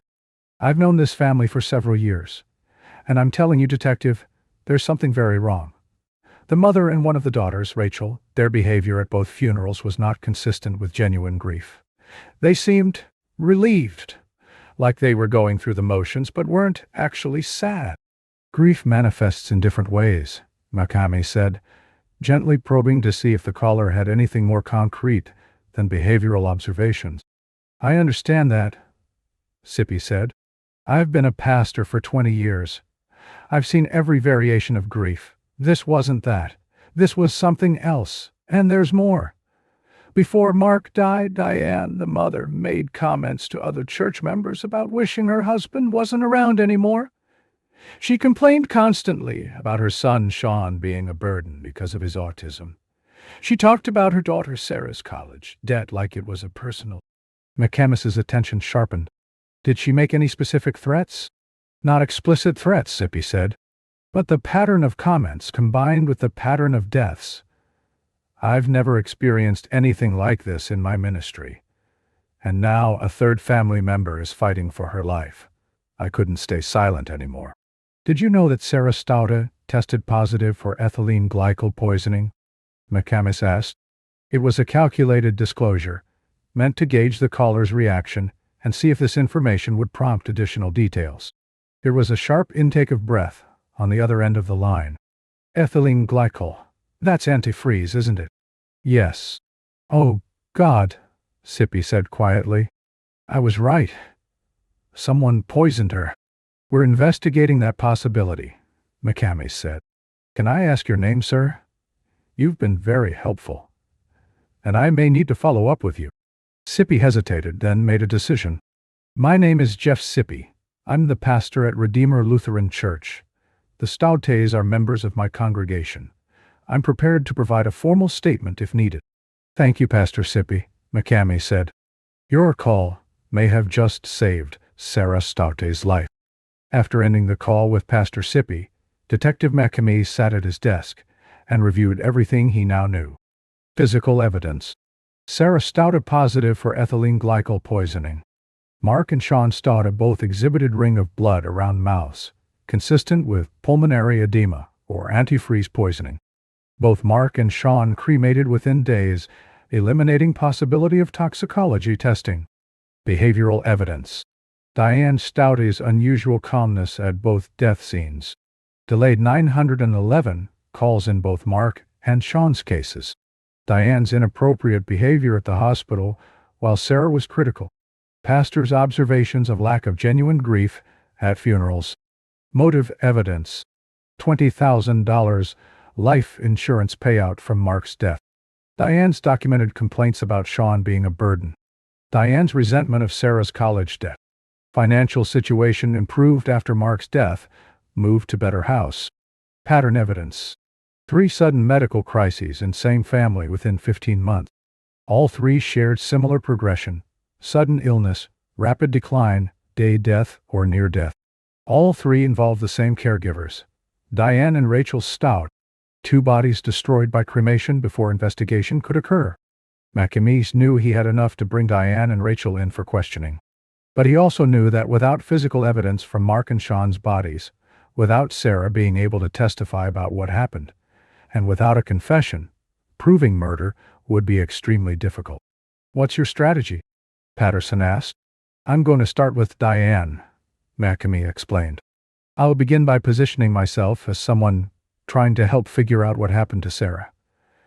I'll let her tell me about Mark and Sean's deaths in her own words, looking for inconsistencies. Then, I'll gradually introduce the evidence. Sarah's positive tox screen, the pattern of deaths, the behavioral observations from medical staff, and the pastor. Do you think she'll confess? Chief Williams asked. I think her narcissism will work against her, McCamis said. From everything I've learned about her, she believes she's smarter than everyone else, that she's gotten away with 2 murders because we're too stupid to catch her. When I confront her with evidence, I think she'll want to explain herself, to show me how clever she was. That's when she'll start talking. And if she lawyers up? Patterson asked. Then we focus on Rachel, McCamis said. From what I understand, Rachel is completely enmeshed with her mother, but she's also younger. less confident, and potentially more susceptible to the stress of interrogation. If Diane lawyers up but Rachel keeps talking, we might still get a confession. What about Sarah? Williams asked. When will she be able to give a statement? Dr. Winters says Sarah is improving, but still has significant neurological deficits from the poisoning, McCamey said. She's confused. Can't remember much about the days leading up to her collapse. Even if she survives, and that's still not certain, she may not be able to provide useful testimony about how she was poisoned. The three men sat in silence for a moment, contemplating the stakes of the next day's interrogation. If Diane and Rachel didn't confess, if they immediately invoked their right to counsel, the case might never be prosecutable. Mark and Sean would remain officially dead from natural causes. Sarah would be a poisoning victim without a provable perpetrator. Justice for the Stode family depended entirely on what happened in the interrogation room on June 19, 2013. June 19, 2013. Dawned overcast and humid in Springfield. The kind of oppressive Missouri summer morning that promised afternoon thunderstorms. At 9:00 a.m., Diane and Rachel Stout arrived at the Springfield Police Department in Diane's aging Honda Civic, parking in the visitor lot and walking through the main entrance as they had been instructed. Neither woman had consulted an attorney. Neither had expressed any hesitation about coming to the police station. To Detective McCamey, watching them approach through the lobby security camera, they appeared remarkably calm, like two people arriving for a routine appointment, rather than two suspects walking into what might become the most consequential conversation of their lives. Diane wore jeans and a faded blue t-shirt advertising a local church function. Her graying brown hair was pulled back in her customary ponytail. She carried a worn purse over her shoulder. Rachel, wearing dark pants and a gray hooded sweatshirt despite the summer heat, walked slightly behind her mother, her eyes downcast, her posture suggesting someone trying to make herself invisible. McCamey greeted them in the lobby with the professional courtesy he had perfected over 18 years as a detective, friendly enough to build trust, official enough to remind them they were in a police station for serious business. "Miss Stott, Rachel, thank you for coming in," McCamey said, extending his hand. Diane shook it firmly. Rachel's handshake was limp and brief. "I know this has been a difficult time for your family. I appreciate you being willing to help us figure out what happened to Sarah." "Of course," Diane said. Her voice was steady, her expression appropriate, a mother concerned about her hospitalized daughter. To a casual observer, nothing would seem amiss. But McCamey had trained himself to look deeper, and what he saw in Diane's eyes was not maternal worry, but calculation. She was assessing him, trying to determine what he knew and what he suspected. "I'd like to speak with each of you separately," McCamey said, "just to get your individual perspectives without influencing each other's recollections. Is that okay?" Both women nodded. "Diane, why don't we start with you?" McCamey said. "Rachel, Officer Martinez here will show you to a waiting room where you'll be comfortable." Interrogation Room 3 at the Springfield Police Department was designed to be deliberately bland and slightly uncomfortable. A metal table bolted to the floor. 4 chairs with thin padding. Walls painted institutional beige. Fluorescent lighting that was just a shade too bright. A camera mounted in the corner, its red light indicating continuous recording. Detective McCamey positioned himself across from Diane Staude, a manila folder containing case files in front of him. He began with the foundation, establishing rapport, getting Diane comfortable, allowing her to tell her story before he introduced challenging information. "Diane, can you tell me about Sarah's medical history?" McCamey asked. "Has she had any chronic health problems?" "No, she's always been healthy," Diane said. "Never had any major illnesses or anything like that." "When did you first notice she wasn't feeling well?" "Maybe a week ago." She said she felt tired, like she was coming down with something. But she's stubborn, kept going to work and school even though I told her she should rest. "Did she see a doctor during that week?" "No. Like I said, she's stubborn. She thought she could just power through it." McCamey nodded, making notes. "Tell me about the morning you took her to the hospital." Diane recounted the events of June 13th, finding Sarah unable to stand. deciding to drive her to the hospital rather than call an ambulance. The admission process. Her account was detailed and mostly consistent with the timeline McCamey had already established. The doctors said they initially couldn't figure out what was wrong with her, McCamey said.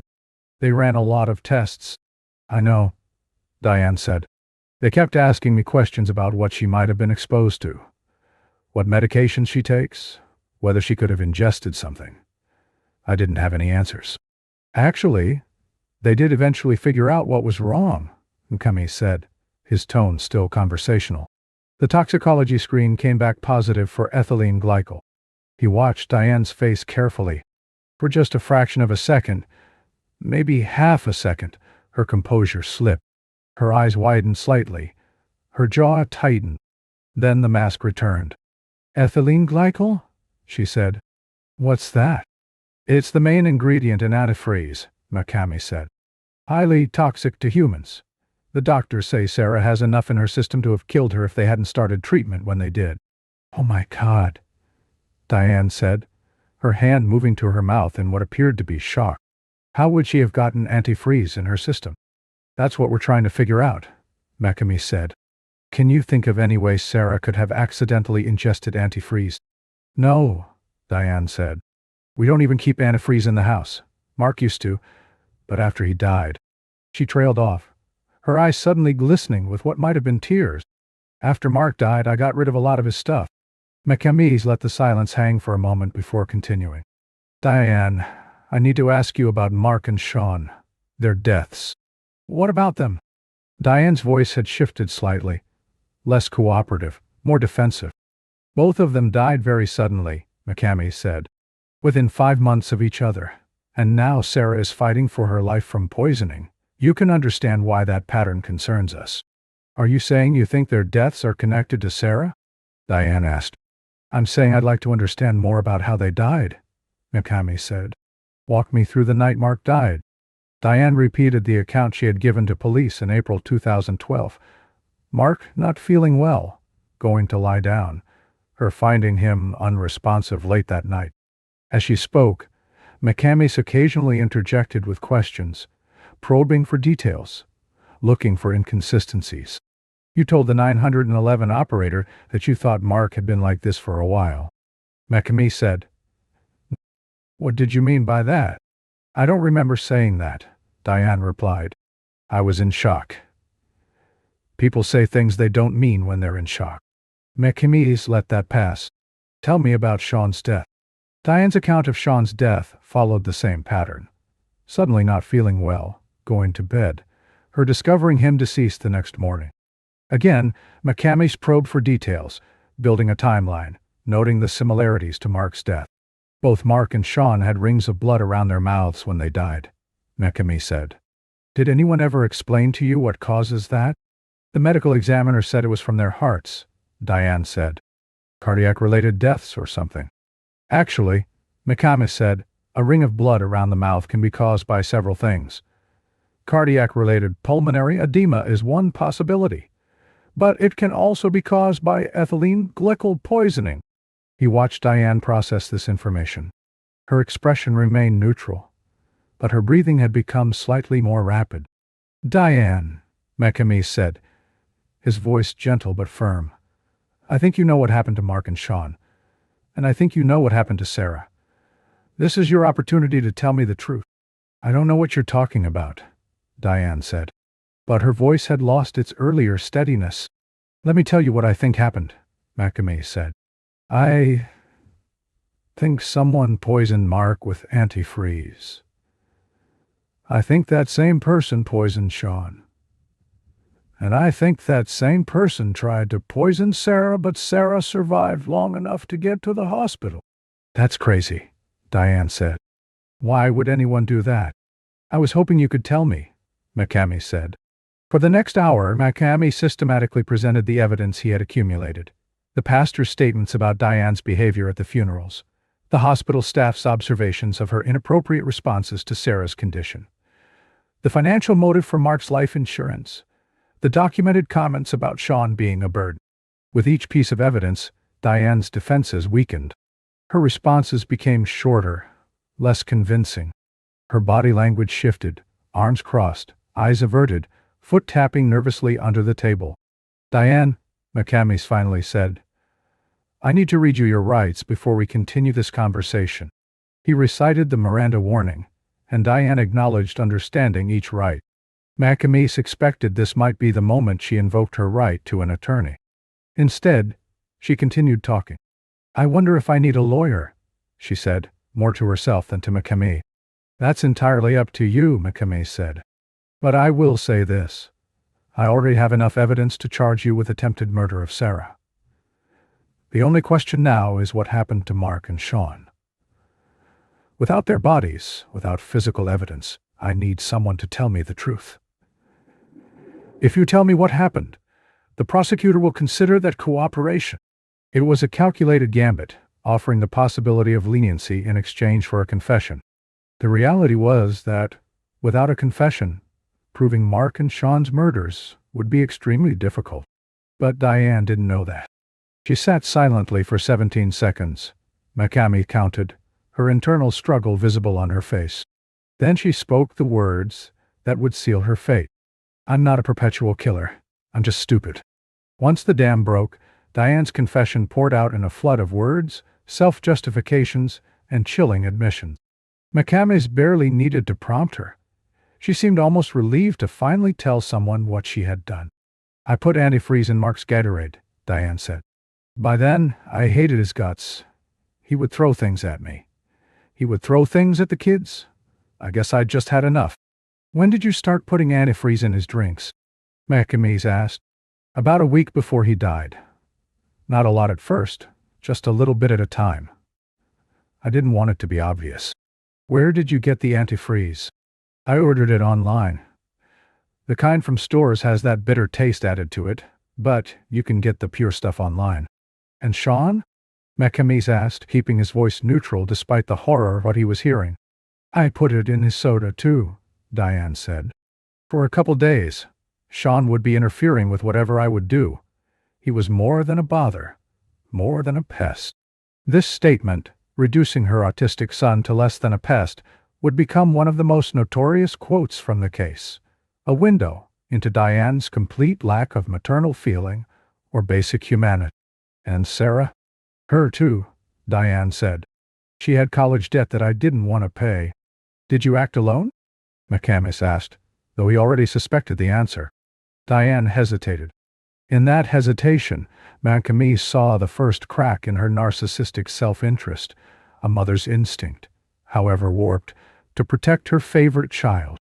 Rachel knew, Diane finally admitted. "She helped with Mark, but it was my idea. I'm the one who did it." "I need to talk to Rachel too," McCamis said. "But before I do, is there anything else you want to tell me?" Diane shook her head. She looked exhausted, deflated, like a balloon that had lost its air. "I regret doing it," she said. "I really do. I've screwed up everybody. I've screwed up my whole family." But Detective McCamis noted that even in her expression of regret, Diane never actually apologized to her victims. She expressed regret about the consequences to herself, about screwing up, but never about the pain she had inflicted on Mark, on Sean, on Sarah, or on the family members who had loved them. While Diane Stouta sat in Interrogation Room 3, Detective McCamis walked down the hall to the waiting room, where Rachel Stouta had been sitting for the past 6 hours.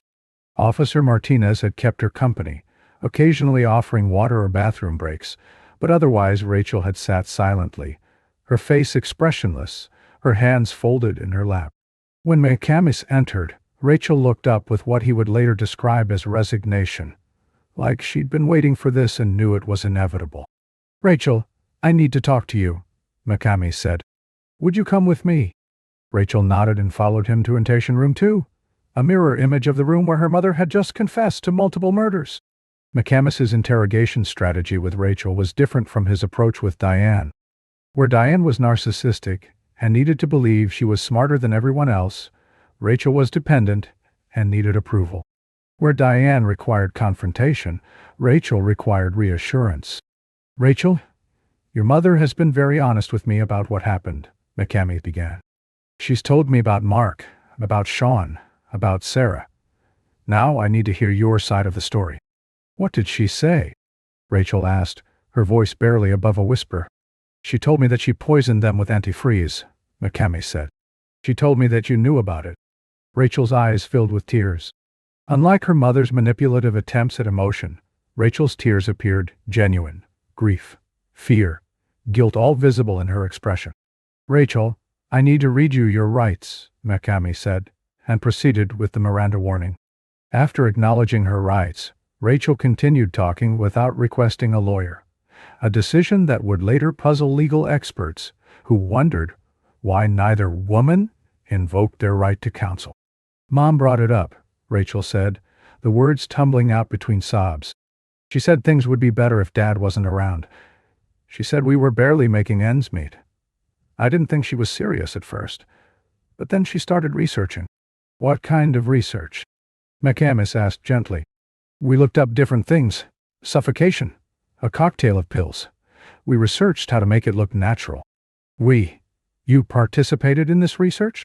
"Yes," Rachel admitted. "But Mom was the one who decided on antifreeze.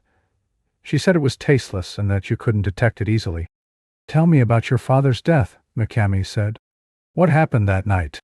Rachel's account largely matched what Diane had confessed, but with additional details that only someone present at the planning stages would know. She described the arrival of the antifreeze shipment, the discussions about dosages, the decision to put it in Mark's Gatorade. "Did you ever put antifreeze in your father's drinks yourself?" McCamey asked. "No," Rachel said firmly. "Mom did that part. I knew about it." "And Sean?" "Sean, we argued on a lot because I still think we could have put him in an assisted living," Rachel said.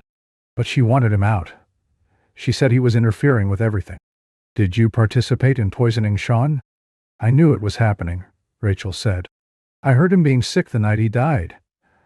I told Mom something was wrong. She said it was too late anyway, and that we just had to wait." This admission, that Rachel had heard Sean in distress and had done nothing to save him, would become a key element in determining her level of culpability. "What about Sarah?" McCamey asked. "Sarah was equally unneeded," Rachel said, her language chillingly clinical. "Mom said Sarah was just a burden, that Sarah needed to be taken care of." "Did you want Sarah dead?" Rachel paused, considering the question. "I didn't want her dead exactly, but I didn't want to take care of her either. Mom said if Sarah died, the loans would be forgiven." "Was anyone else on the list?" McCamey asked, though he dreaded the answer. Rachel nodded. "Brianna. Mom said there was no way she could take care of a preteen by herself." "When was Brianna supposed to die?" "After Sarah," Rachel said matter-of-factly. "Then it would just be me and Mom."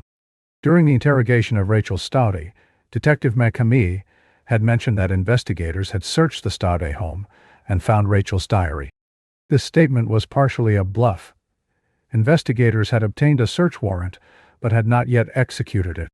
But Rachel's immediate reaction to the mention of her diary told McCamey everything he needed to know. There was evidence in that diary that Rachel feared being discovered. After securing both confessions, McCamey immediately dispatched a team to 1644 West Kerr Street to execute the search warrant. The team, led by Detective Sarah Chen, arrived at the house at 4:47 p.m. on June 19, 2013, just hours after Diane and Rachel had been arrested and charged with 2 counts of murder and 1 count of attempted murder. 12-year-old Brianna Staude was not at the house.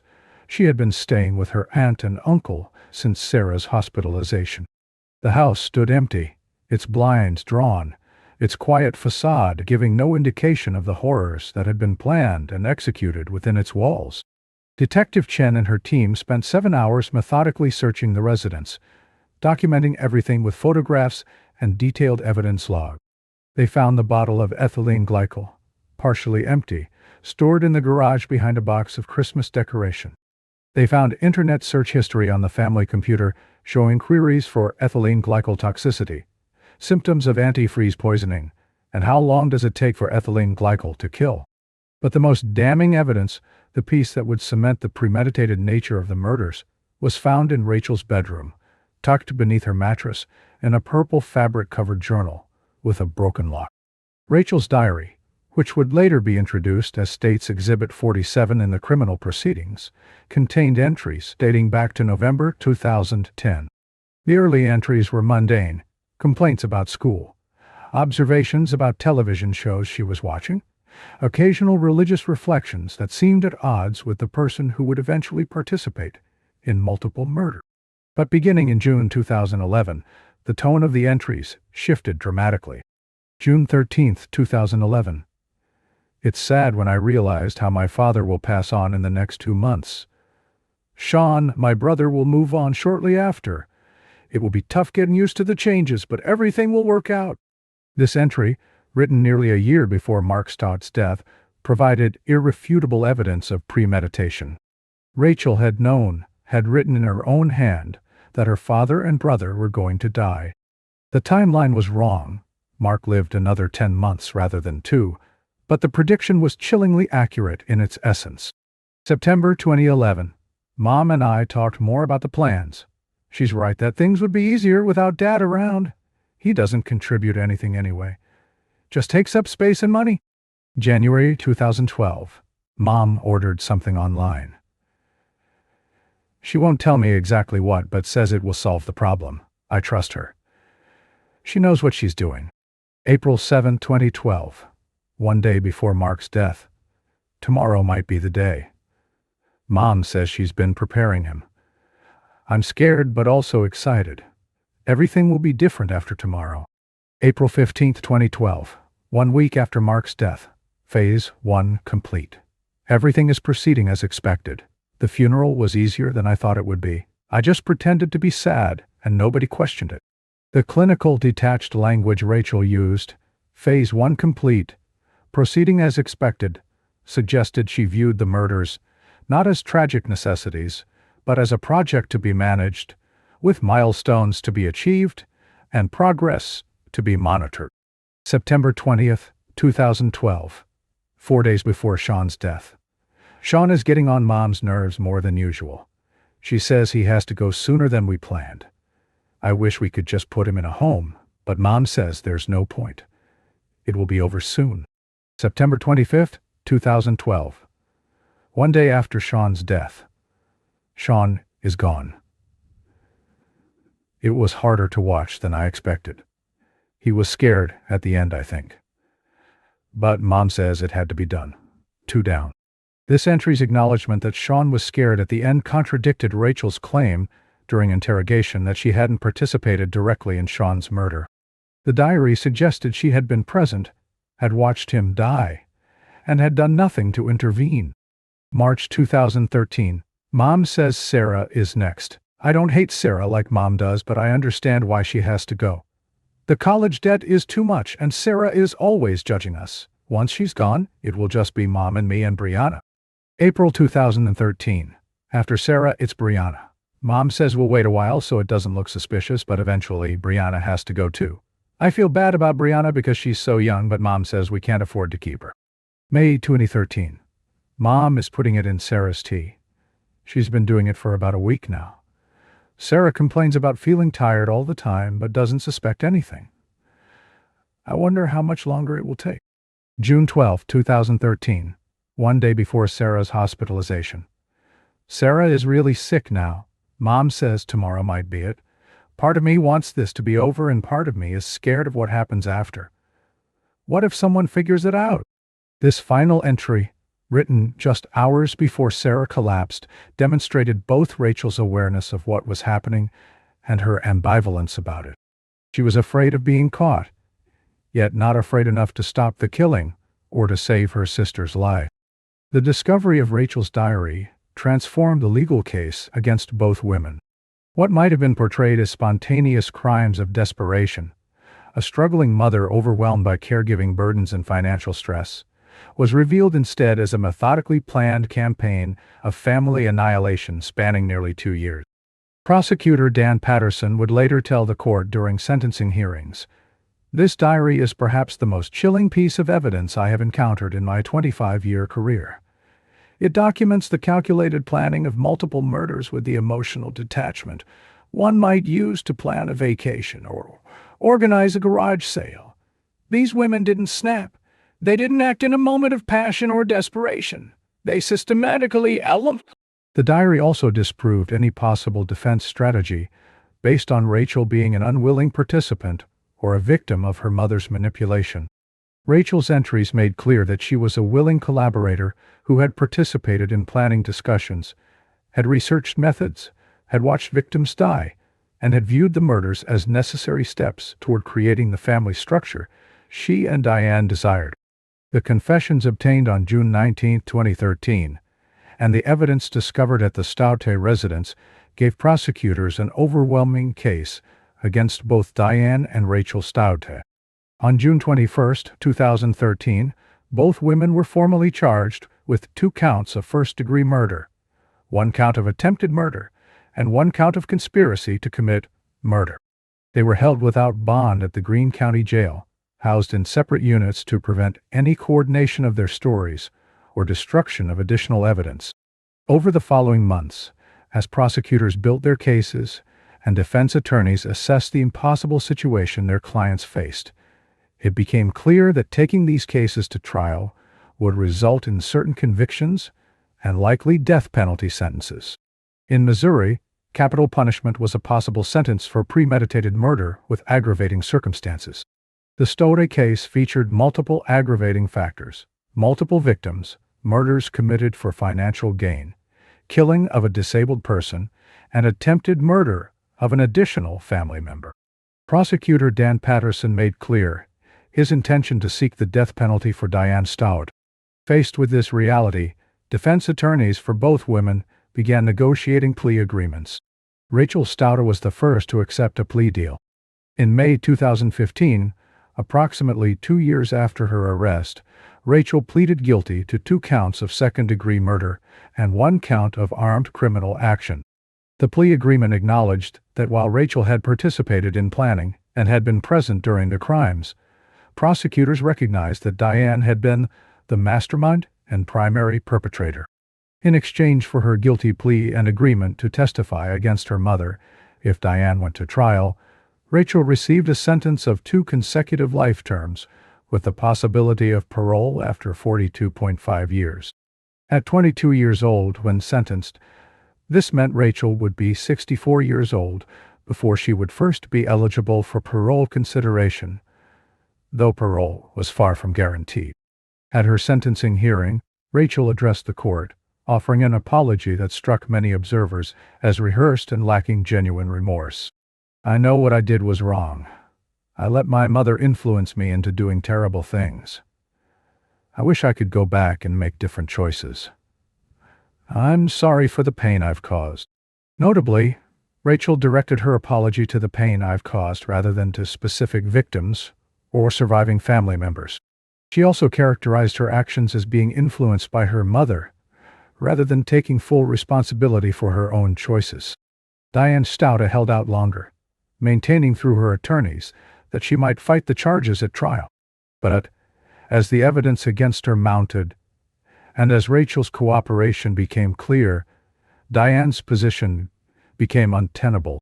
On January 21, 2016, nearly 3 years after the crimes, Diane Stoute stood before Judge Jason Brown and entered an Alford plea to 1 count of first-degree murder, 1 count of second-degree murder. An Alford plea is a legal mechanism that allows a defendant to maintain their innocence while acknowledging that prosecutors have sufficient evidence for conviction. It's essentially a guilty plea without admission of guilt, a way for defendants to avoid trial while still claiming they didn't commit the crimes. Diane's use of an Alford plea was strategic. By maintaining her innocence, she preserved her ability to appeal certain aspects of her case and avoided making statements that could be used against her in potential civil lawsuits from surviving family members. The plea agreement spared Diane from a death penalty trial, but guaranteed she would never leave prison. Judge Brown sentenced her to life without the possibility of parole, a sentence that meant Diane Stoute, then 53 years old, would spend the rest of her life in custody. Sarah Stoute's survival and recovery. Sarah Stauda survived the poisoning that was meant to kill her, but the effects of the ethylene glycol poisoning left permanent damage. She suffered neurological deficits that affected her memory, her cognitive processing, and her physical coordination. The dreams of becoming a pharmacist, of finishing her education, of building an independent life, were irrevocably altered. But Sarah demonstrated remarkable resilience, and even more remarkably, forgiveness. At her mother's sentencing hearing, Sarah delivered a victim impact statement that stunned the courtroom. "I prefer to be a survivor than a victim. What my mother and sister did was unforgivable by most standards, but I choose to forgive them anyway. Not for them, but for me. Carrying that hatred would destroy what they didn't manage to kill. I forgive my mom for what she did. I forgive Rachel, and I'm going to spend the rest of my life being grateful that I get to have a rest of my life." Sarah's statement was met with tears from many in the courtroom, and stone-faced silence from Diane and Rachel. In the years since, Sarah has become an advocate for poisoning victims and for adult survivors of family violence. She established a small nonprofit organization that provides support and resources to people recovering from family-perpetrated crimes. She has also worked with legislators to reform death investigation protocols in Missouri, ensuring that multiple deaths in a single family trigger automatic toxicology screening, regardless of apparent cause. The legacy: the Stauda led to significant reforms in Missouri's medical examiner system. The Stauda protocol now requires that when multiple family members die within 18 months, regardless of apparent natural causes, full toxicology screening must be performed, and bodies cannot be cremated until the medical examiner completes a thorough investigation. Pastor Jeff Sippy, whose anonymous phone call had been instrumental in stopping the killings, struggled with his own conscience in the aftermath. "I should have called sooner," he told investigators during a follow-up interview. "I had suspicions after Sean's funeral. If I had acted then, maybe Sarah wouldn't have been poisoned." But Detective McAmees, who was commended for his work on the case, disagreed. "Pastor Sippy saved Sarah's life," McAmees said. "Without his call, we would have had a suspicious poisoning case with no context and no pattern. His information gave us the framework to understand what was happening and to get confessions. He's a hero, whether he feels like one or not." Today, Diane Stauda remains incarcerated at the Chillicothe Correctional Center in Missouri, where she will remain until her death. She has given occasional interviews from prison, including a 2022 interview with ABC's 2020, in which she recanted her confession and claimed she was innocent, that someone else must have poisoned her family. These claims have been universally dismissed by investigators, prosecutors, and anyone familiar with the overwhelming evidence against her. Rachel Stauda is incarcerated at the Women's Eastern Reception, Diagnostic and Correctional Center in Vandalia, Missouri DTA. She will not be eligible for parole consideration until 2057. She has not given media interviews and has reportedly cut off all contact with her mother. Brianna Stauda, who was 12 years old when her mother and sister were arrested, was raised by her aunt and uncle. Now, in her 20s, she has remained out of the public eye, but has reportedly changed her name and moved away from Springfield to build a life free from the shadow of her family's crimes. Mark Stauda's bandmate, Charles Alexander, organized a memorial concert in 2014 that raised $12,000 for a scholarship fund in Mark and Sean Stauda's names.